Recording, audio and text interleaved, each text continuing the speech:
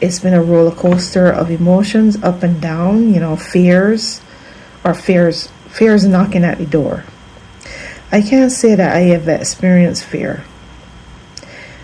I feel as though when I went through my loss with my son, that was me having to face a fear.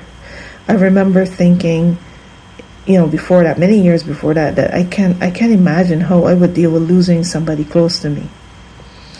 Losing a child. That was one of my biggest fears. And life made me face it. I had to face my biggest fear. But once I learned that I could face my biggest fear and get through it and survive it, even though I thought I couldn't, once I learned that, I don't feel as though I've ever felt fear in the same way ever again.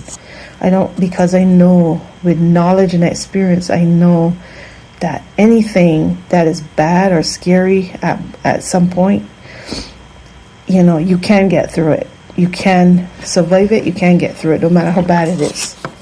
I lost my father too. And I also got through that. I also survived that. And then I was challenged. I was challenged by losing a dream, having to give up a dream actually, because I realized the dream was not happening. Eventually we got to the point where we hit a wall and we were stuck and there was nowhere else to go. And I had to let it go. And that was grief. And I faced that and I got through that. And then these last 3 months that I thought I wasn't going to survive, because it feels like the end of the world. It feels like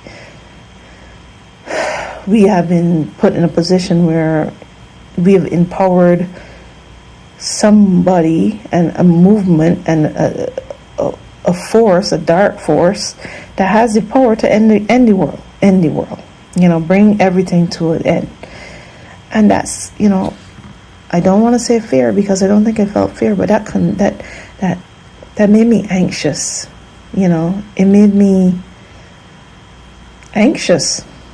I don't think I could think of a different word.